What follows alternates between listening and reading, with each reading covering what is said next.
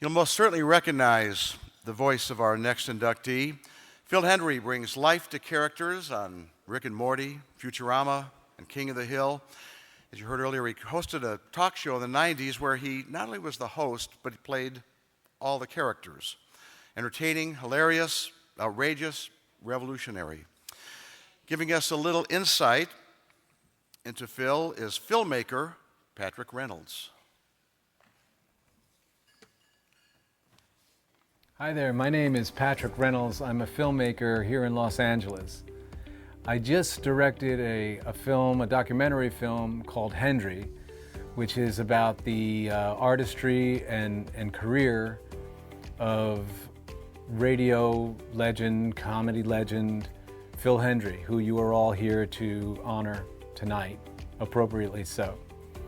If you'll indulge me, I'd love to play a few clips that I have. Some were in the documentary and some not, but they're from some very talented people, some I'm sure you'll recognize, and all of them are a variation on a theme, and that theme is that Phil Hendrie is an incredible innovator, a person that has transcended his medium, and is just a master at what he does.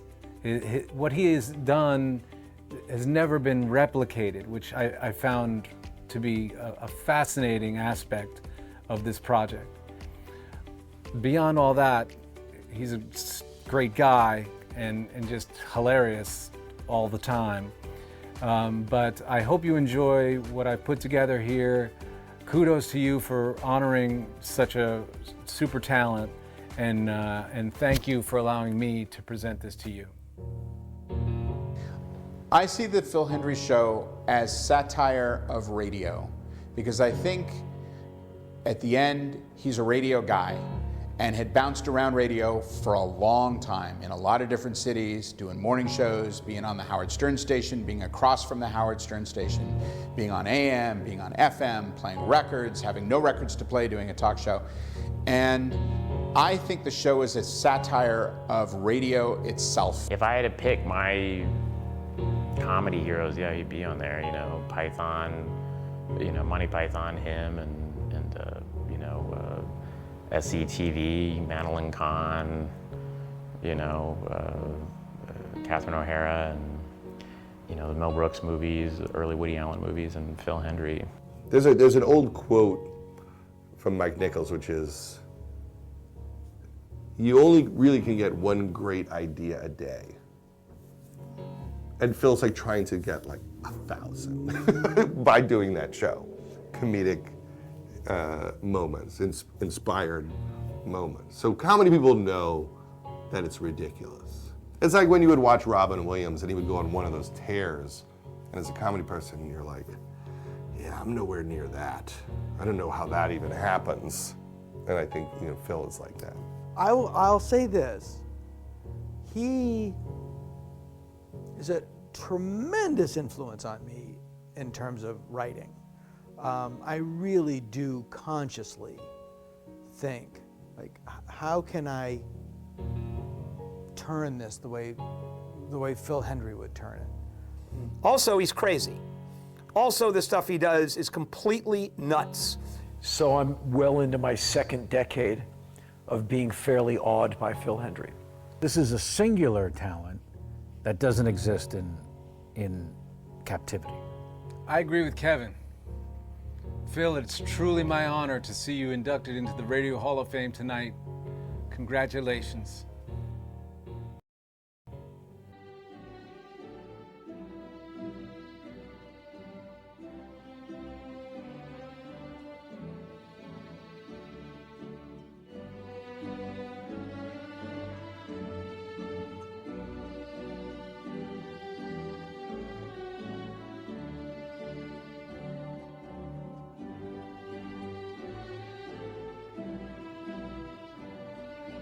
I'd like to say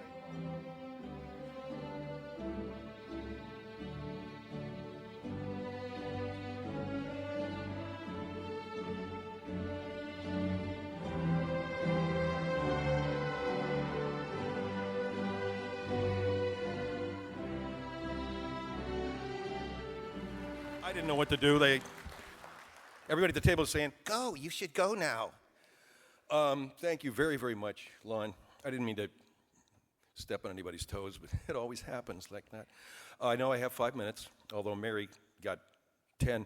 No, by the way, 73 years at one radio station. God bless you. It's never happened to anybody that I know, including me. It's wonderful, seriously. I want to say that I'd like to introduce a friend of mine, Steve Bozell. Is there, Steve, coming in? Yeah, I just want to say this is an abomination before God and man. This should not happen. Okay, get out of here.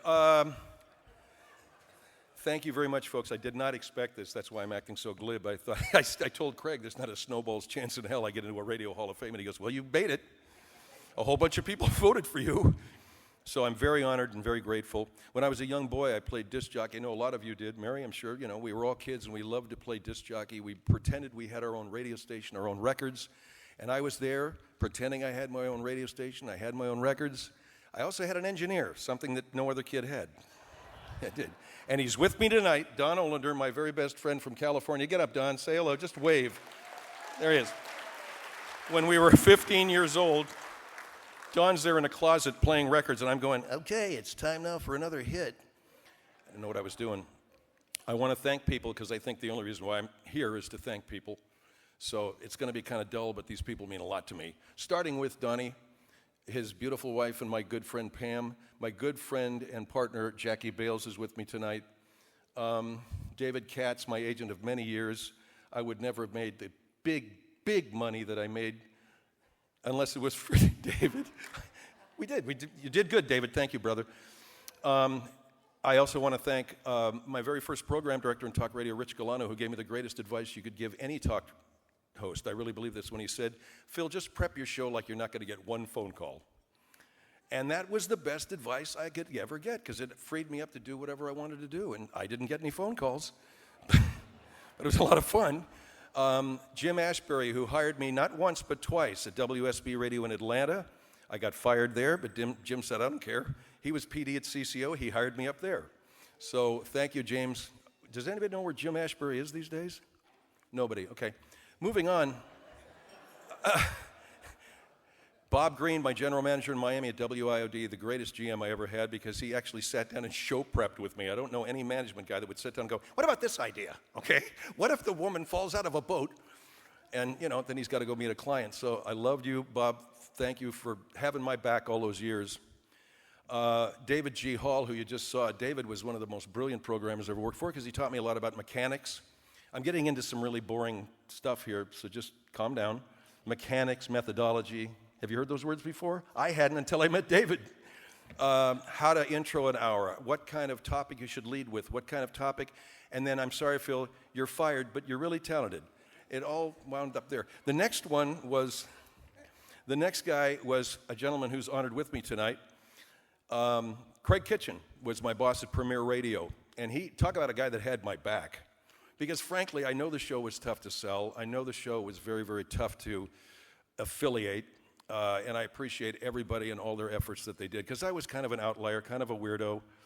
And like Steve Bozell just said, this shouldn't be happening. I think you made a big mistake. Thank you. No, it's been a great career. I've had so much fun. I want to thank all of those people from the bottom of my heart. I also want to thank Andy Kalb, a great producer that I had. Jonah Weiland was my producer at KFI. I was directing a show that I'm in now, a one-man theater show called The World of Phil Hendrie at Theater West in California. Jonah, my great producer. And Jeff Baker, who is a listener and also a guy who became a very good friend. He's a graphic design guy. He's helped us so much in everything that we do with our merchandise and stuff. So for me, that's what my career has been about, thanking people and thankful for people, for where I am today. So thank you all very, very much. It's been a great pleasure. The food's great. Thank you. The tequila, you need Don Julio, bro. Sousa's not making it. No, it's great. It's great. Thank you very much, folks. Thank you.